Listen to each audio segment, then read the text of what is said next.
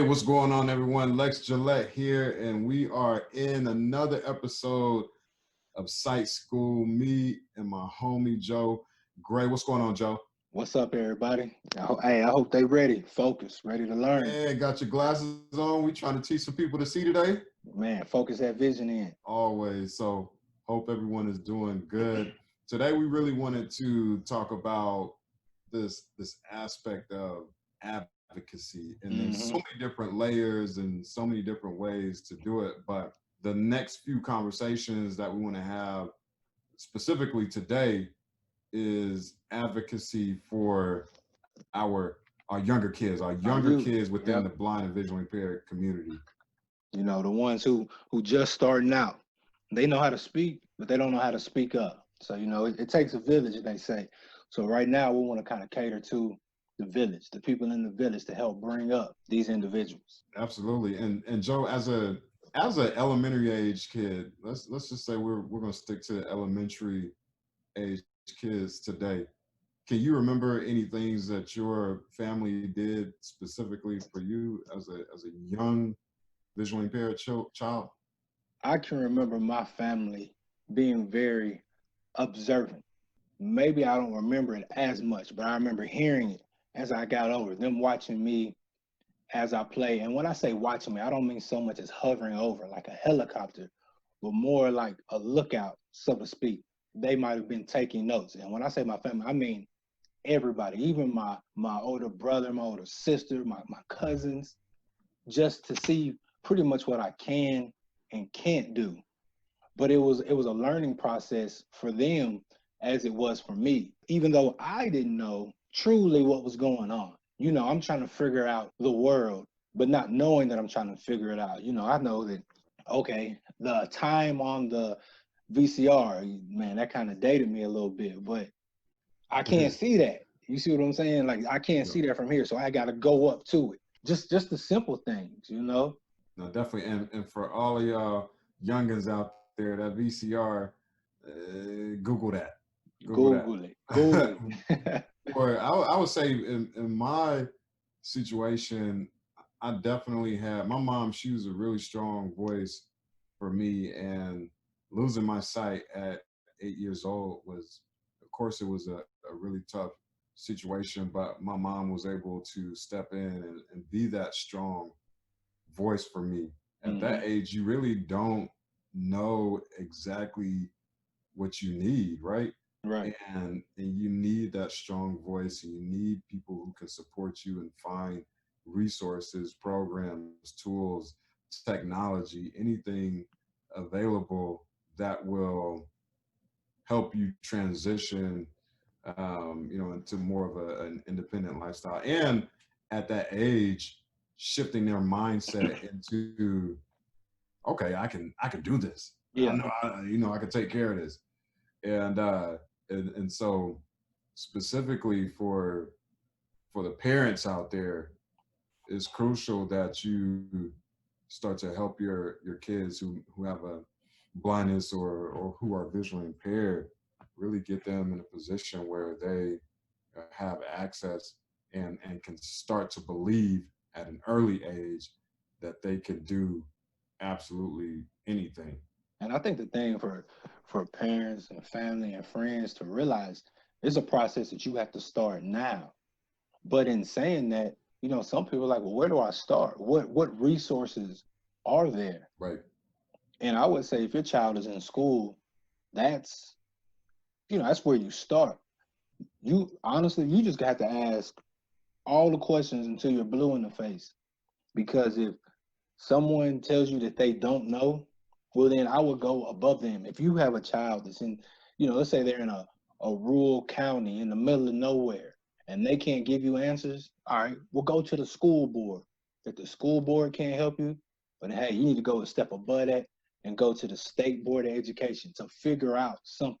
You have to be persistent because you have to do the legwork for your child right now. Now, once they're, a teenager and they get out of school, hopefully you would have laid the foundation and they would have had the support, not only from you, but from others to go out and do those things. But you have to understand now it's when you got to start asking all the questions. You got to knock down doors. You almost have to get on people's nerves until you feel like you've got the answers and resources to do it successfully. Right. Yeah. And I mean, there's so much out there, and if you don't if you don't really dig deep and try to do the research and talk to specific people, just literally like Joe is saying, ask questions and don't think that the questions are totally crazy. You know, think of it. Well, there was that old what was it, a Nike ad, and it was saying don't ask if your dreams are crazy. Ask if your dreams are crazy enough. There you We go. talking, you know what I'm saying? We talking about your kids right now. This is your seed. These are your Hmm. offspring, and you want the absolute best for them, and you want them to go out into the world and achieve greatness and be able to do everything that that they want to do in life. And it's going to take a lot. And I think at that age too, you want to make sure that you expose them to as many things as possible so that they can begin to see what's possible. They can see what Hmm. sort of opportunities are available to them, and they can begin to travel down that road and start to figure out, okay, I like this, okay, I don't like that, okay, this is cool, that's not cool. um so I mean that's like, as a parent, a guardian, family member, whoever, you have to be very adamant, ask the questions, find community programs, find resources, ask the teacher of the visually impaired. We're going to get into the TVIs in a minute, but ask the TVIs what sorts of things that they're going to be doing for your child. Ask the teachers in the school, look, these are the things that I want my child to learn. This is the type of environment that I have at home for my kid, and I expect for you to hold them accountable as well when they get to school. I don't want them to feel like they can go to school and let their guard down and use excuses and all of that other stuff, because at home in my house, that's not, it doesn't go down like that. So really establishing a consistent environment across the board, so your child knows that when they go to school, it's the same situation. No Hmm. games, none of that. None, We got to get this work in. none of that playing. But the first thing, the number one thing that has to be done as a parent or a guardian, whoever, you have got to understand that this visual impairment, being blind, that your child is going to live with that for the rest of their life. Now, unless they have some type of surgery to correct it, but it needs to be understood that there's nothing wrong with them. They're not lesser than. They are equal as everybody else. That seed needs to be planted at an early age. If they come home and they say, well, these kids wouldn't let me play with them, or these kids were bullying me, these kids, the first thing needs to come out of your mouth, it needs to be words of that are uplifting. You need to tell The them, you need to affirmation. that affirmation, you need to promote strength, and for them to know that I am somebody, regardless of what they hear. Because that's something, those, they talk about sticks and stones. Those are things that are gonna come at them for a long time. And if they know at an early age, as a child, a baby, that no, it's not me that has the issues. It's these people who are saying these words, who are being mean, treating me this way. That's on them. They have to deal with that. But if I know that I have value, that I am somebody, there's nothing that you can say to me. That, I think that needs to be done first. Now, as that is being done at the same time, that's where they need to go and find these resources. And I feel like now it's a little bit easier because the internet is everywhere. You can Google anything. You can go and find, you know, what can I do for a child who's blind or visually impaired? But you have to start somewhere, and also make it a two-way street, because you were going to put your child in the hands of someone else during the day when they are with their teacher, when they are at school and the administration. You need to create a line of communication. because it can't be a thing of, well, I can't do it, so I'm just gonna give it, here you go. They're all yours. Have at it. It needs to be communication. Ask them, what are they doing? What kind of training are they taking? Are there any materials that you can read, videos that you can watch as a parent? Because, like we've stated, you are doing the work for your child right now, especially when it comes to advocating that they can't do. They just don't know what that is. You got an 8-year-old kid, and you're doing all these things. Tell them, hey, I'm talking to Mr. or Mrs. So and so, so that you can have A, B, and C, so they can understand it. You have to start when they're young. Now, knowing that perfect case scenario, your parents are advocating for you. They're giving you best, the best environment possible. Now, I want you to imagine that you're in that situation, Joe. Can you remember a time where you kind of were like, all right, I'm gonna try to push this envelope. I don't want to do this. Can you remember a time where you kind of went against what your parents were establishing for you? And if so, how did that turn out for you? Oh man, most definitely I can remember that. I can tell you it didn't turn out in my favor. And that's being straight up. Yeah, I went against the grain. I mean, like we said, I went to a school for the blind. So, for a way, I was trying to be sneaky. I'm like, oh, okay, I might ask my parents, oh, well, can I stay on campus, tonight? I might stay on campus. Well, I'm not gonna do my homework because I knew, I knew when the house parents were gonna come through and check on us, or if we had something special going on, we were going off campus. I was trying to figure out how to play the game, right? But I'm trying to figure out how to play it for the wrong reason because I feel like, well, I'm here, I can do whatever I want. Well, that's not true. That's not reality because my parents made sure that they created a relationship with my teachers, my guidance counselors, whoever, where, oh, what did Joseph have this week? What did he have this, whatever. So then here I am looking silly because I thought I was trying to get around it. My parents had my best interests at heart. But it wasn't even just my parents, my teachers and everybody, because they knew they wanted to help me be someone of success, something better, right? They wanted me to have all opportunities that I could have. So I had to learn. But listen, we're talking about kids here. When was the time for you that you felt like, let me see how far I can get here, or let me try this out and see what happens? Hey, but before you ask that question, I want to for those who may not have went to a school for the blind, I Mm-hmm. want you to explain. You said you wanted to stay there for the night, and you mentioned house parents and how give us a description as to what that environment is like when you are at a school for the blind in So, terms of the school year. all right. So overall, for I went to the Tennessee School for the Blind. So what happens? They service kids, students from all over the state. I'm talking about from all the way up to the mountains, way up East Tennessee, up there, to the edge of where Virginia, North Carolina, Kentucky, West Virginia, all that meet from all the way up there, all the way down to to Memphis. So we serve the entire state. So these kids, for the most part, you almost have a student from every county in the state. Mm. Tennessee has over 90 counties. So students come, depending on how far away you live, you ride a charter bus on the weekends in the school. So you'll bus in the school Sunday night, and they have dorms, residential dorms. And they're broke for the school for the blind in Tennessee is broken up. You have a boys quad, you have a girls quad, so there's 4 dorms in each. Then you have a couple of dorms for the younger students that are up closer, connected to the main building. So it's a large campus. I want to say it sits on a little over 100 acres or so.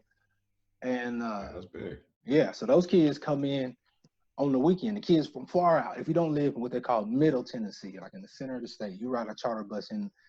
But if you live in Middle Tennessee, your county or your parents, somebody brings you to school, right? So you either ride the regular bus, the school bus, and they bring you into school, or your parent, your guardian, somebody, they drop you off on campus. So you go to school, regular school day. You have your classes in the morning, you have lunch, and then you dismiss. That's if you are what they call a day student. Residential student, you go to the cafeteria in the morning before school and you have breakfast. They serve you breakfast. Go through the school day, lunch like everybody else, go through the rest of classes in the afternoon.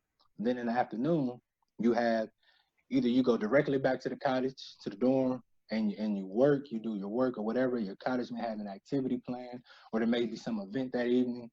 If you are on a sports team, you go to practice in the afternoon. Depending on the sport, you may have a competition that evening.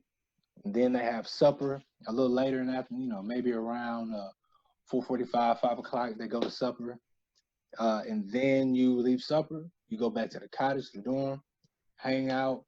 You might do some more work. Your cottage may have an event planned for later in that evening, and then you go to bed, sleep through the night, wake up, do it all over again. But when you're in the dorm, in Tennessee, we had YSWs, youth service workers. So there may be three in a dorm. There may be more than that, depending on the size of the dorm and how many kids are in there. And those youth service workers are there with you. They are continuing what happened during the school day. So if you got homework, they might help you with your homework. Or they may be working on skills, showing you how to make a bed, how to wash clothes, how to fix your own food in a kitchen setting. Because those dorms, the majority of the dorms have about 6 bedrooms in them with 2 beds in each room. Some rooms have bathrooms in the middle, they connect them. Some rooms have their own adjacent bathroom. But you have a setting as if you are at home. And for me, something that I really appreciated is it showed me how to be independent when I'm not at home. Right. And like I stated before, I lived in Nashville, but I stayed on campus, and I greatly appreciate my family pushing that and allowing me to do those things to show me I can do things on my own away from my family. And then I can take these things I've learned throughout the week. I can take them home and show my family. And then my mom or my whoever could put a little twist on and say, well, maybe you should do it this way. But I've already had a foundation built. Yeah. And that took some of the stress off of my family because I had a situation where it was conducive to my learning. Right. And I think that's a really good point because as a child, you're a sponge and you soak up Mm-hmm. information, you soak up everything, right? So, for example, if you are that child that stays on campus at a school for the blind and then you go home, I think that as a parent, you have to be very observant of the things that your child brings home and the positive things that they learn. I Mm-hmm. think that is really good that as a parent, as a family, you reinforce those things, and you also, to your point, you may be able to see areas in areas that you can enhance what they've learned, right? So again, at that age, at that elementary age, as the parent, you really have to be focused on what they're learning, how they're learning, and really take those things to another level, if you will, or just help reinforce what they're learning Mm-hmm. at the school. Um, Now hold and, on. and Now okay. you got away from the question. You know what I'm saying? You try to get away from it. When was the time you pushed the envelope? When was the time you wanted to see how far you could get in regards to what was going on around you? Man, to be honest, I already knew what time it was when it came to my mom. My mom didn't. She wasn't. She wasn't playing that. Yeah. So, so I don't even know if I can really remember a specific time, but I know there were certain aspects where I tried to weasel my way out of things or try to push the envelope. But again, I already knew what the expectations were in my house. So I was much more willing to be like, all right, you know what, let me just go ahead and do this the way it was asked to be done or the way that my mom wants me to do it. So I won't have to, there won't be any type of consequences. Um, but yeah, and even as an extension to that, it's like I knew that when I went to school that it was the same thing. Um, I went to public school, So what was that? And What was that like? Right? What was that like going to public school? Because you had some experiences at the yeah, Governor Moorhead School for the Blind. Since yeah, you were from Raleigh. So what was that like? Was your mom communicating with your teachers when you were in elementary school? yeah. Was she talking to them like once a week, once a month? Or was she coming up to the school? How was that experience for you? Yeah, I think that, so I'm not sure what the frequency was like, Mm-hmm. but I do know that my mom, she was very much involved. She was very much that parent who she was finding as many resources and tools, and she asked a lot of questions, I know. And she depended on the visually impaired teachers, the TVIs, to be able to support me as well and to be that voice as well. She wanted me to have the world. And so going to public school was pretty much me learning and participating alongside my sighted peers. And there was one period throughout the day that I would go to the visually impaired room. So most kids during that time, Mm-hmm. you would have like study hall or some sort of an elective or something, right? But for me, I would go to the visually impaired class and I would get things put in braille, or I would work on certain assignments that needed like more, that I needed more time in. Uh, what else? Basically, going to the visually impaired class was basically a time for me to get all of the things that I needed so that I could go back to class and learn and participate effectively. So it was totally a support system for me. And I mean, I can remember many of times I would go in there and finish tests that I started from classrooms, or uh, I would go in there and work on science projects, or um, trying to think of, man, that was many years ago that I was in Man, elementary school, but way back uh when.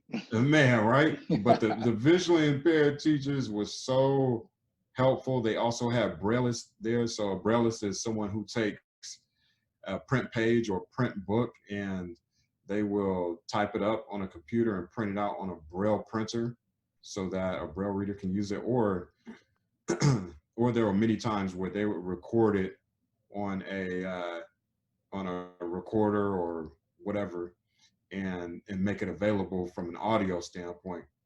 So they were responsible for making any and everything accessible. Hmm.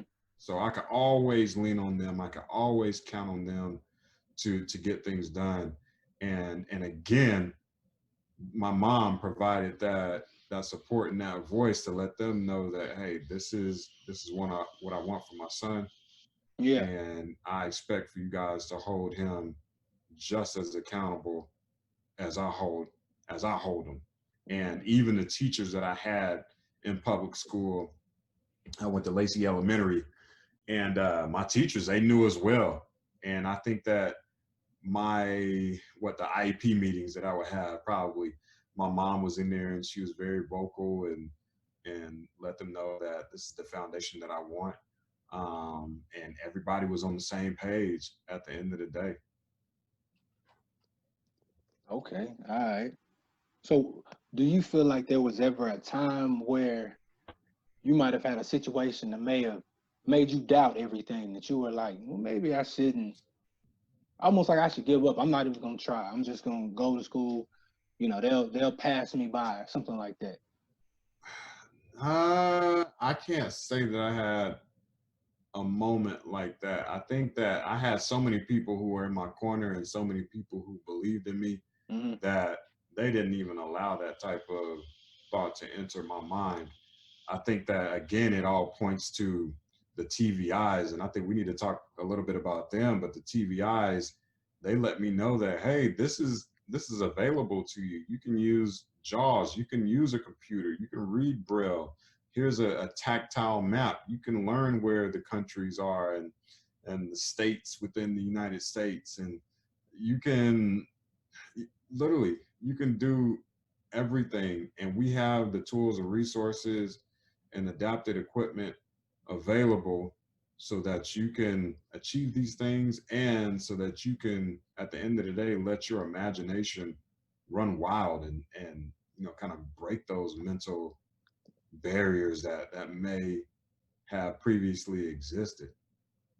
Yeah, and I think kind of going back to what you said before, that's kind of a perfect world situation because everybody doesn't have that strong support around them, right? Due to Hmm. just things happening in life and in certain circumstances.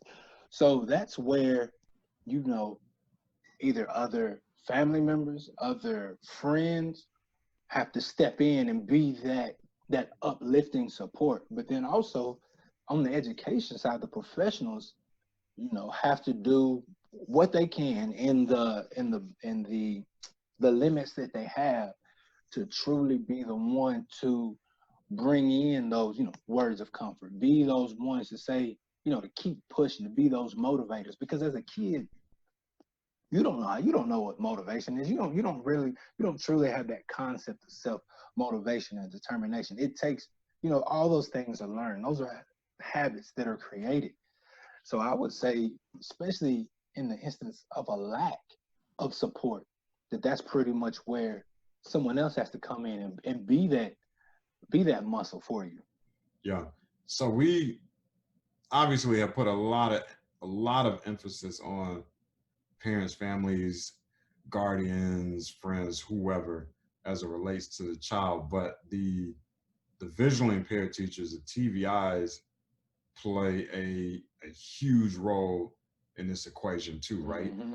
And so in your, I think you said it a couple seconds ago, you may have parents or families who don't have the, maybe they don't know what needs to be done for their child. And so I think that, excuse me, in that situation, the visually impaired teachers, I think we need to talk about them as well, because they can make or break the situation in seeing that this kid goes and grows to be a successful human being or an independent human being. Um, so from the TVI standpoint, what sorts of things do you what is a perfect TVI look for you, Joe? Well, first, let's explain to those who are listening who may not know. Your TVIs are teachers of the visually impaired. These are educators who have gone and gotten, they have a master's degree. This is something they've added on to their wheelhouse, right? To their toolbox. They are certified. These are the ones who are going to go over, you know, teaching your child to advocate the accommodations. When they go to school to become a TVI, they're learning, the anatomy of the eye. They're learning Braille. They're learning how to teach all of these things. So let's first state how important and valuable, teachers of the visually impaired truly are. I think that sometimes they can be overlooked, or it can be it's not stated enough.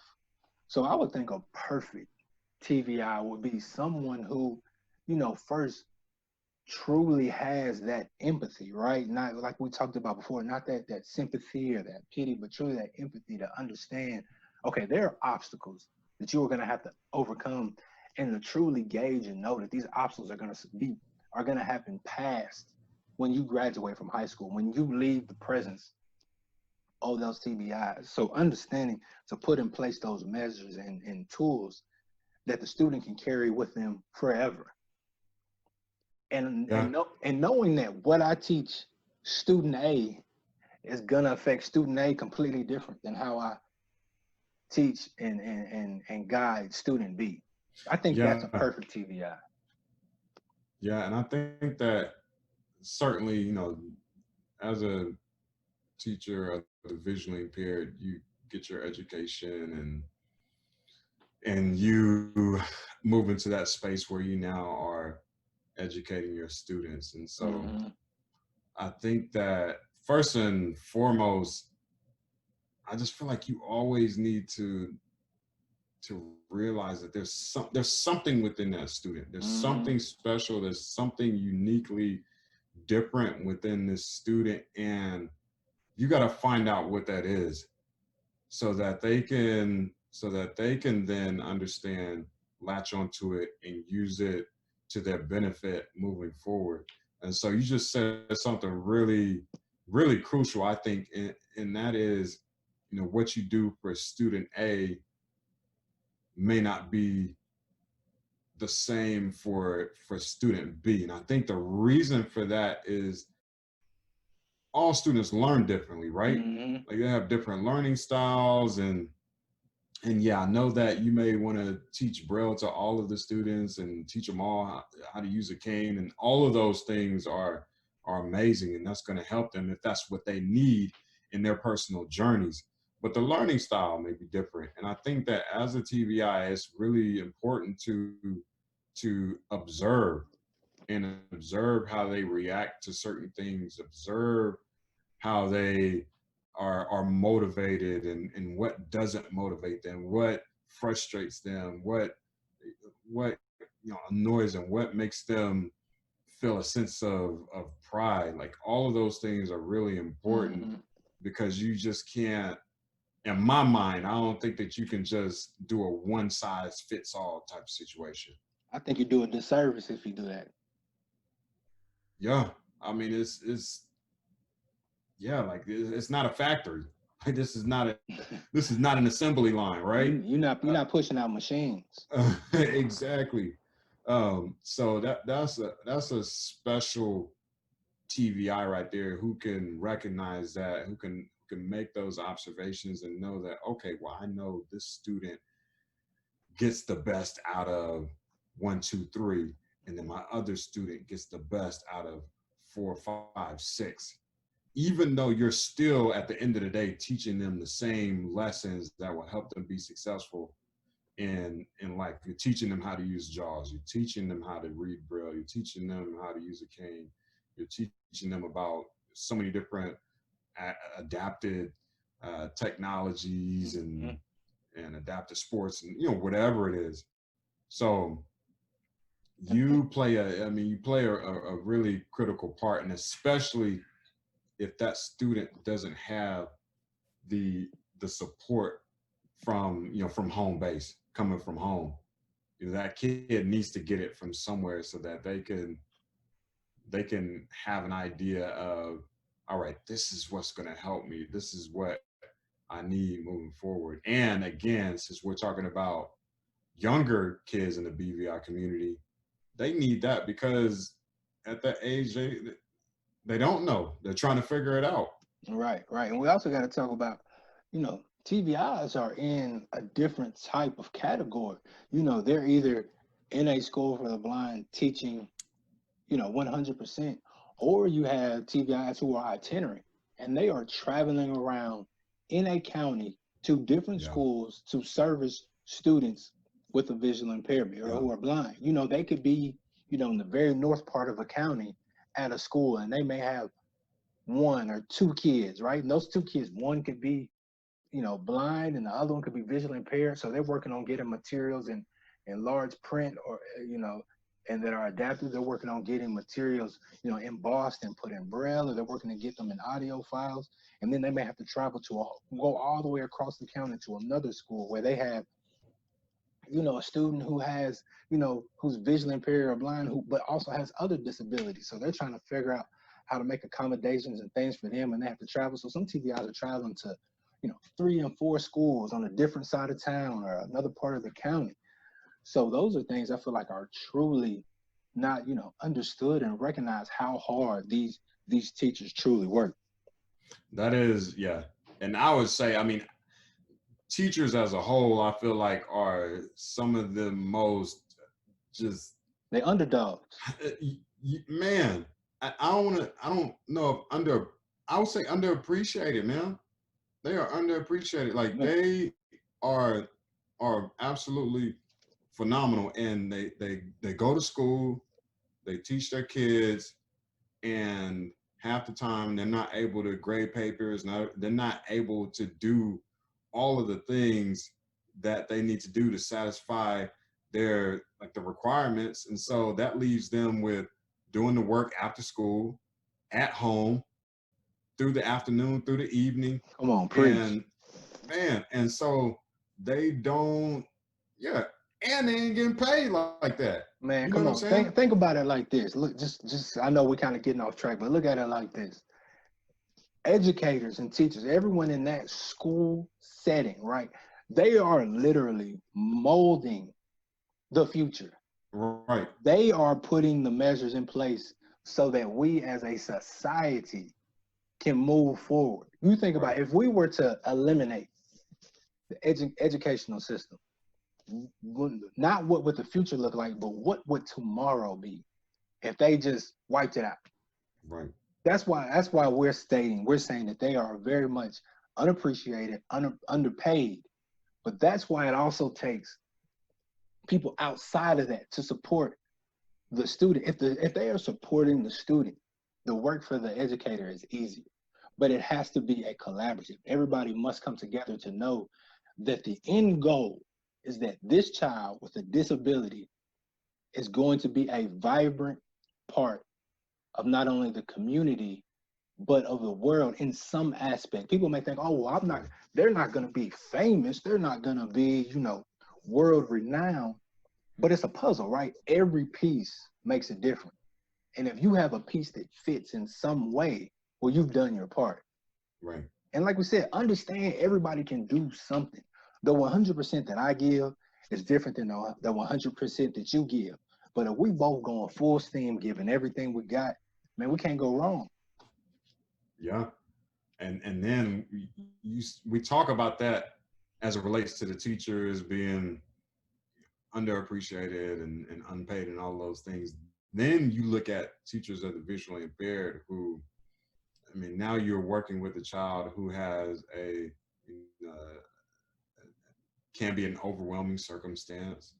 It can be challenging for sure, especially at a young age. There's definitely different emotions and feelings, and again, they're trying to figure it out.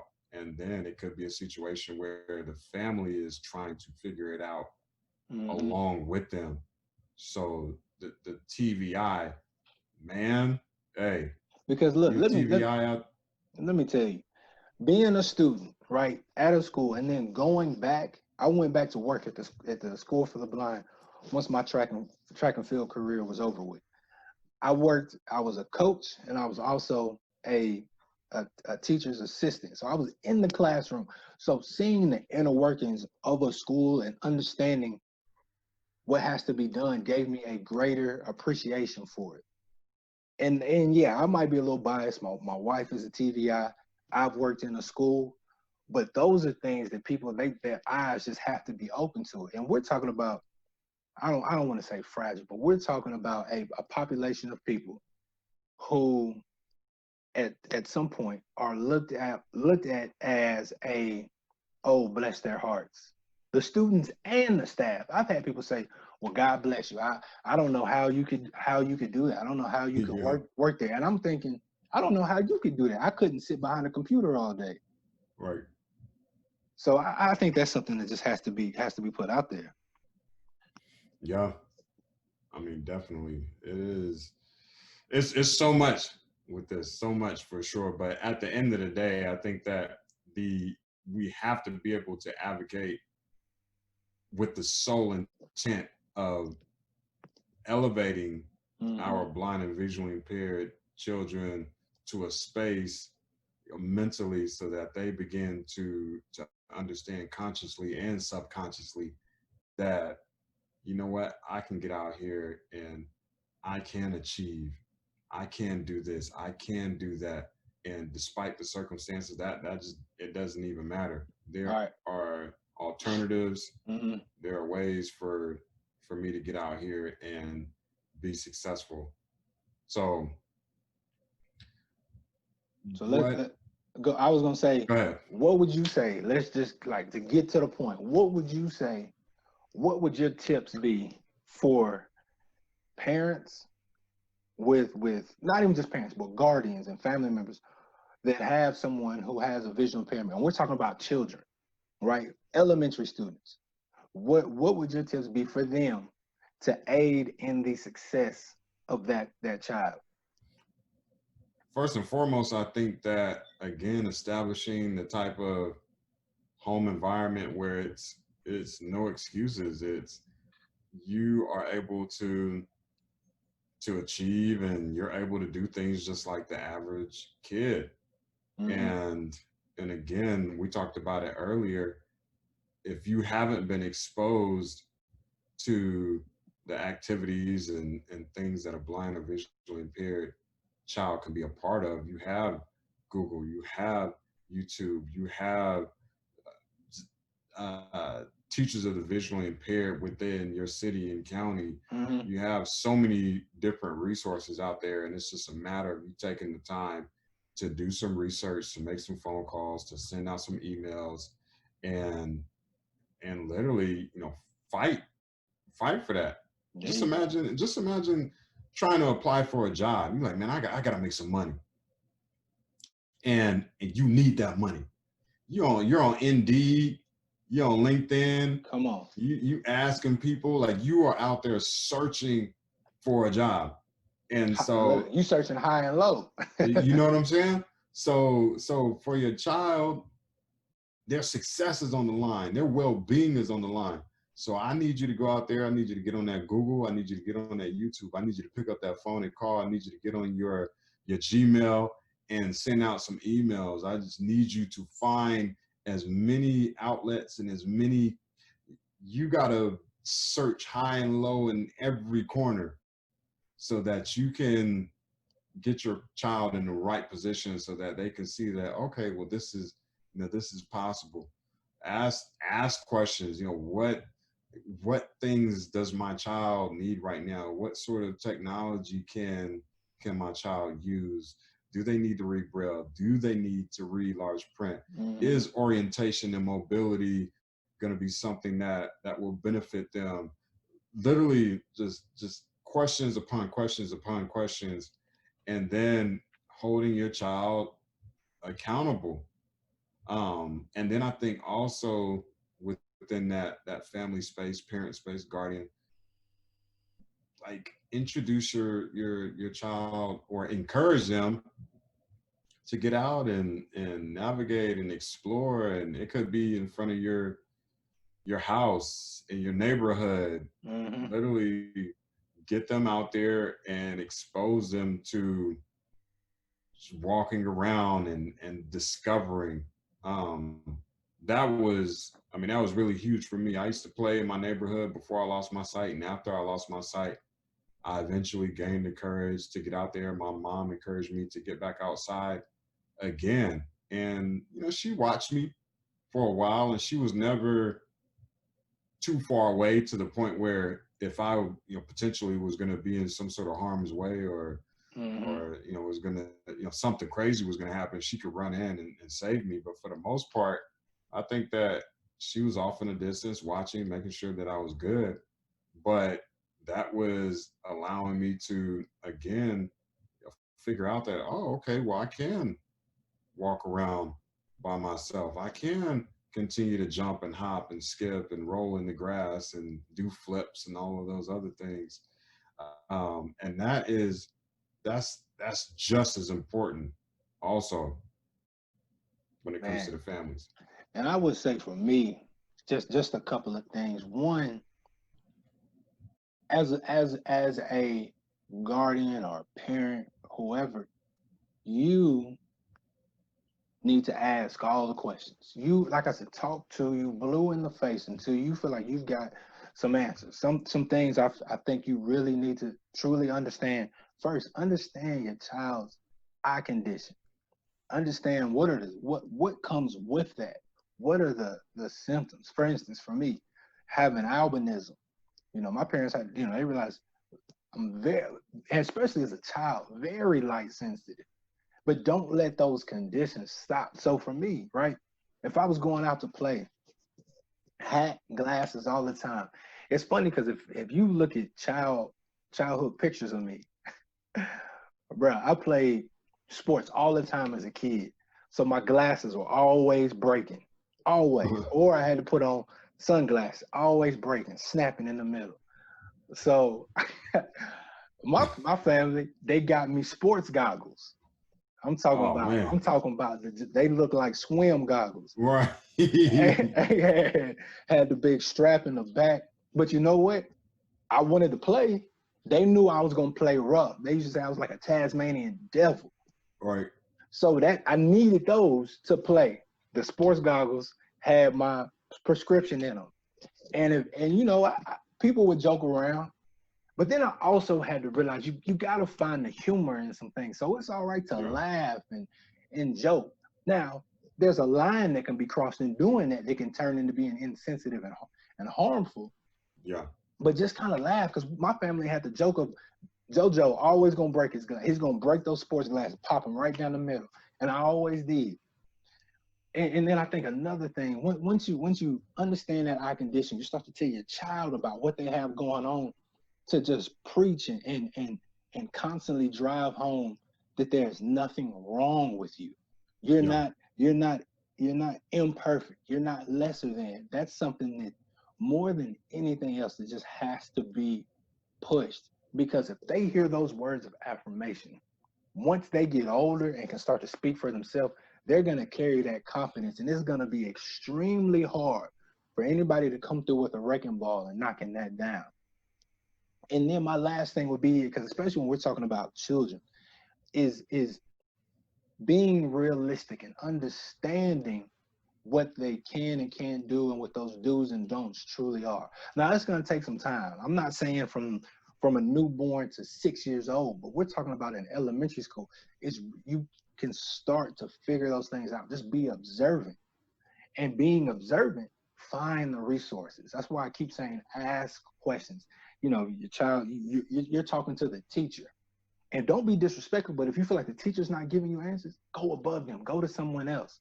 But especially now with the internet, it's at your fingertips. You can find organizations and programs and just keep your child busy. But on the same hand, at times give them a break to understand what's going on. But find programs and things, and never ever be afraid to put your child in a situation where they're with their sighted peers, where they're with a quote unquote normal, your typical crowd. Expose them to that, because that's going to help strengthen that ability for them to advocate for themselves, but also for you to teach other parents and other guardians about what's going on.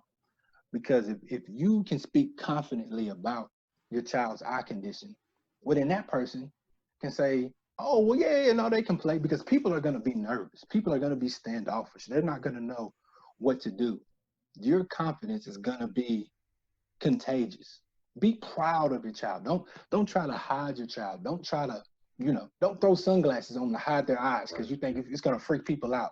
Man, you can't do that, because if you maneuver and operate like that, once your child's old enough and they start picking up on what's going on, they're going to do that. Now I get it. Everybody don't have a huge, big, bubbly personality, but there are some things you have to stand fast and stand strong on. Yeah. Yeah. You hit that. And then what can we leave the TVIs with, the visually impaired teachers?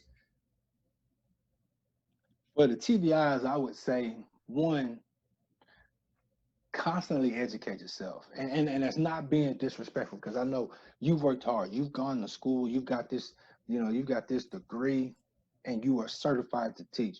But constantly educate yourself, because things are changing. When I say educate yourself about, you know and like we stated, they have a lot on their plate, but understand, what does it truly mean for them to advocate? What does that look like in the classroom? You can kind of incorporate those things into what you have going on.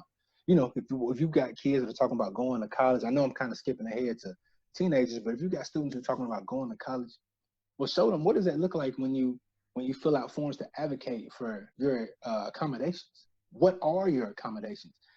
And knowing, there's all these different eye conditions. What does it look like for this eye condition? What does it look like for this other one? And kind of piggybacking off of what we said for the families, to just exude that confidence, and allowing them to have that space. Because you are in a position where they're coming to you to learn. And I feel like the majority of TVIs do this. You know, they are there. They're just as much as a sponge as the students are. So as long as those things keep happening, I feel like those TVIs, they're on a great path. But also, they have to be that resource for those parents when they don't know where to go. And that's the only those TVIs are the only people that they see. Be that. Don't shy away from that. That's huge. I don't even really feel like I can say much after that. I think that you hit it. The staying educated and continuing to educate yourself. That is a lesson for TVIs, but that is a lesson for every single human being on the face of this planet. Yeah, You yeah. always have to be in, always educate yourself. And especially from the TVI standpoint, things change. Different technology comes out every week. I Hmm. would guess there are so many things that change on a daily basis, and if you can stay abreast of what is going on, then you're going to be able to educate your kids. You're going to be able to educate the families as well. Joe mentioned that the families who aren't as educated will come to you as a resource, and they will come to you as a support system. And so you now need to be that person, that center for being able to, all right, well, these are the things that are available. And if you're not educating yourself and you're not doing those things, then the student is the one who suffers at the end of the day. And Hmm. Joe mentioned it as well. We need our kids to grow up and be vibrant human beings and know that they can go into this world and contribute to society just like the next person. And as a TBI, if you're not educating yourself and you're not taking the initiative and doing everything in your power to be that resource and to be that Hmm. support system for the student and a lot of times for the family, you're doing a disservice to the blind and visually impaired community. And Right, so right. really just want to encourage everyone, educate yourself. I mean, we trying to stay we trying to stay educated out here Right, right, exactly. ourselves so that we can continue to speak on these things, and things are always changing and evolving, and that's a good thing. But at the same time, we have to stay tracking that and making sure that we're not getting lost in the sauce at the end of the day. So man, hey, we Hey, just covered a whole lot a right whole now. lot, a whole lot. So, hey, let them know where they can. If you have any questions, anything that you would want us to speak about, Joe, let them know where they can find us. So look, y'all shoot us an email at thesiteschool@gmail.com. That's thesiteschool@gmail.com. Shoot us the email, but also remember to like, comment, subscribe. And look, we're gonna scroll through the comments, we're gonna read what you got, and we're gonna try to address it. We may reply to your comment, we may also shoot you an email back, but please, you can get us at that email. That's at the site school at gmail.com. But also the channel right here. Like, subscribe, and comment. That's on YouTube. So, I appreciate all of y'all listening. We love you guys, sending you all our best, all our love. This is Site School. We out of here. Peace out.